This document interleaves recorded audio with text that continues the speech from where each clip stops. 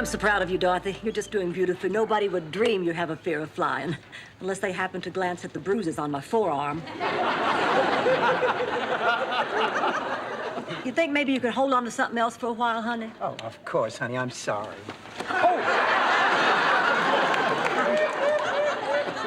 Meant like the armrest.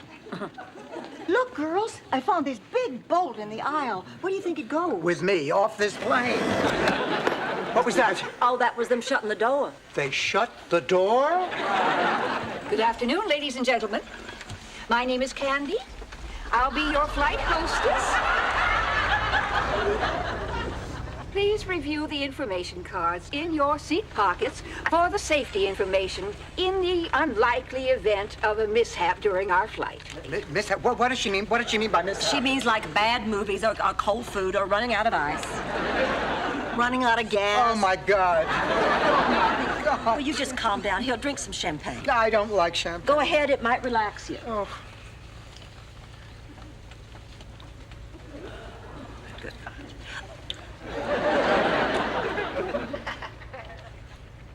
Didn't make me relaxed. Just makes me want to burp.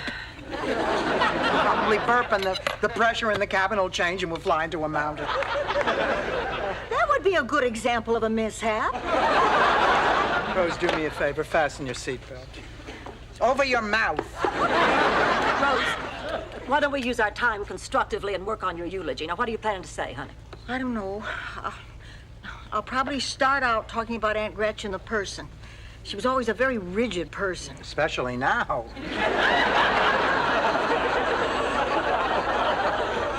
I'm sorry, Rose. I guess that maybe that champagne did relax me.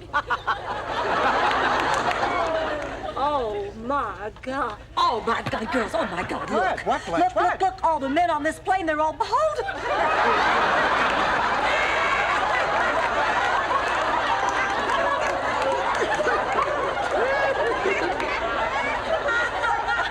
It's all right, Blanche. The captain just turned off the no bald men sign.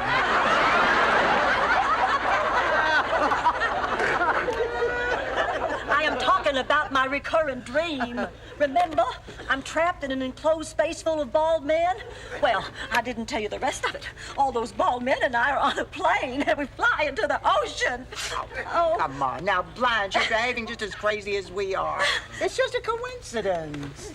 Ladies and gentlemen, be sure your seatbelts are securely fastened in preparation for the takeoff. And if anyone found a big bolt, please return it to me. It came off the beverage cart. Yes, that's it, the beverage cart.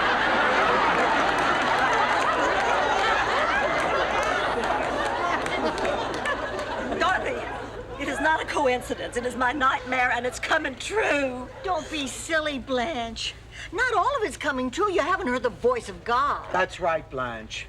Ladies and gentlemen, this is Captain Lord speaking. I enjoy your flight.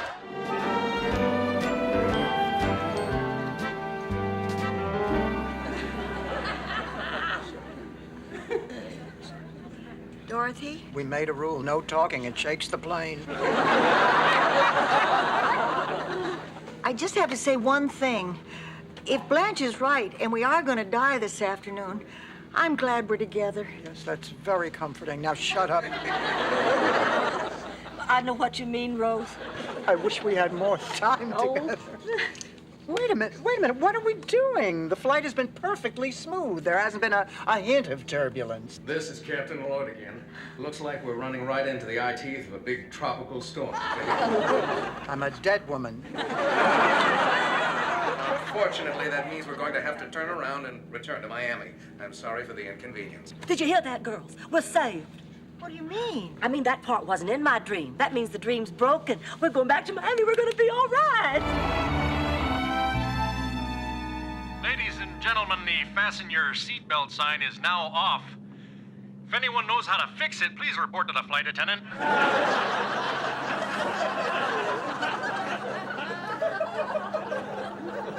I don't get it. Why did we get off that lovely jetliner in Minneapolis and switch to this rickety old thing? Because the jets are too big to land at St. Gustav. St. Gustav? I thought we were flying to St. Olaf. Well, St. Olaf doesn't have an airport. No, the only way you can get to St. Olaf is to fly to St. Gustav and then take land transportation to St. Olaf. Even the birds do it that way when they migrate. I don't believe this. Could be worse. We could be going to Beaver Falls. Beaver Falls? That's my stop.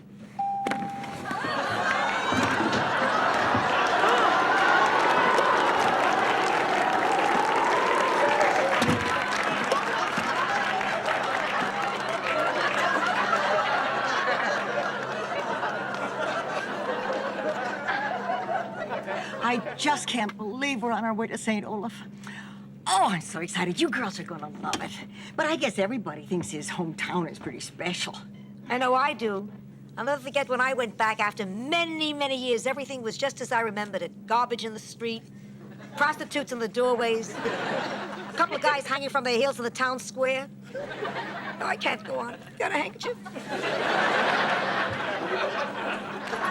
Honey, why are you getting all teary? Sicily sounds just awful.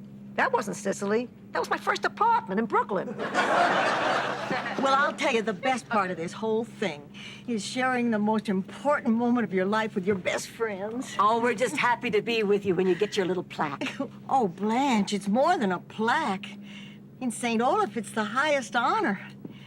We all think of it as a reminder that no matter how bad things may be in the rest of the world, St. Olaf is still a place that's filled with honest people leading honest lives. Well, we're just really proud of you, Rose. And I'm sure, Rose, that there is nobody who deserves that award more than you do. This is the captain speaking. We are about to begin our descent to St. Gustav Airport. At least I think it's the airport.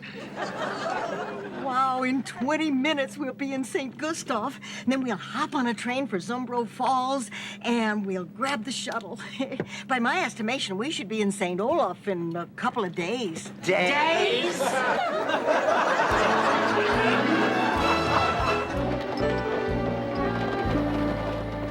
I can't believe this is the shuttle to St. Olaf. How you doing up there, Ma? Fine. Sophia, why don't you want to sit back here with us, honey? Because after 3 days on the road with you guys, this jackass smells better. Thank you. Look at that beautiful sky. That's one of the most wonderful things about being here. It is beautiful. It is so clear, it looks like you could just reach up and touch those stars. I can't tell you how many people in St. Olaf have fallen off their roofs trying.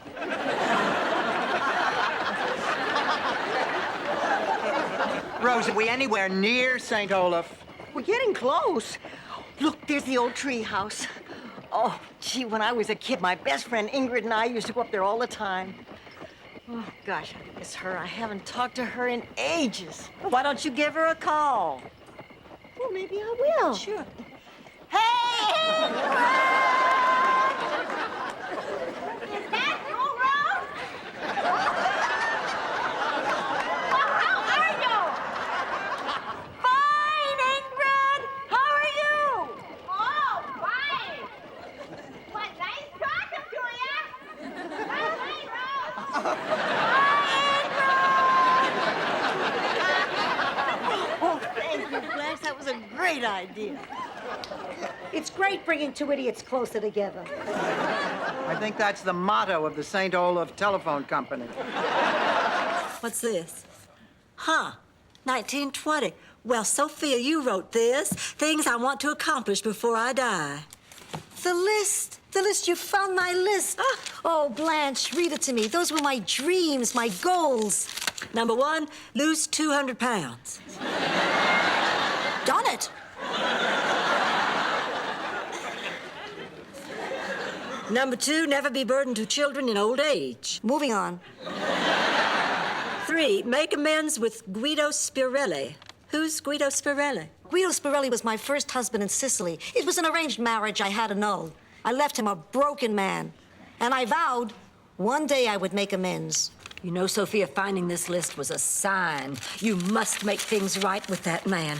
Now go to your room and write him a long letter. Make your words thorough, honey. Make them fearless. Don't stop till you have said everything. Take 2 or 3 days if you have to. Thank you, Blanche. You're a good friend. Hey, Mr. Occupado, what are you doing in there? Painting the Sistine Chapel?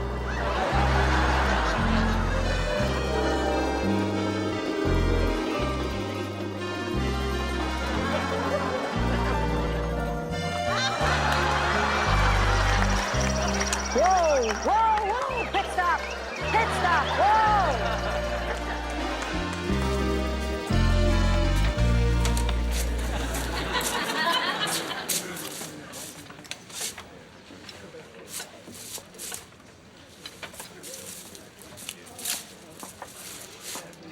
Guido?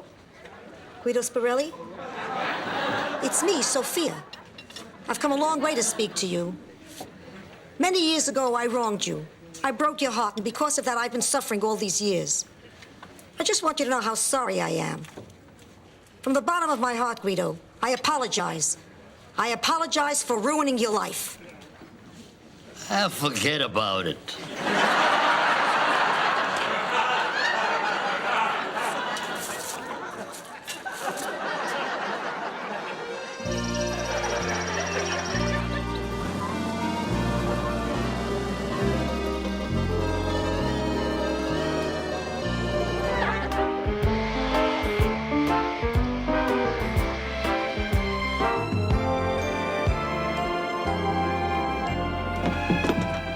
I can't believe that stupid airline lost our luggage. What are we gonna do? Ask Blanche. She's the expert when it comes to checking into hotels without luggage.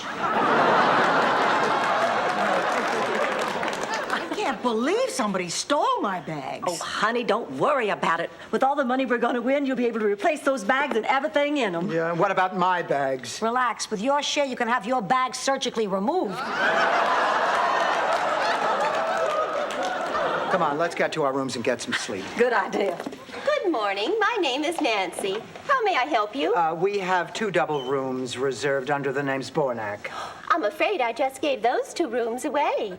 But we had a reservation. Until 3 a.m., you're late. Therefore, the reservation is null and void. I'm sorry, that's company policy. Oh, yeah? Well, I'm from Sicily. You know what our company policy is? First, I break your knees. Ma. Look, forget about the reservation. Just give us 2 double rooms. I'm afraid we're all booked up. First, you give away our rooms, and now you're telling us you're booked up? That's correct, madam. It is. Hey, I'm pretty sharp for 3 in the morning. Yeah, let me handle this. Nancy, honey. Now, I don't generally like to throw my name around, but you really leave me no choice. It so happens that I am Miss Andrea Dickinson.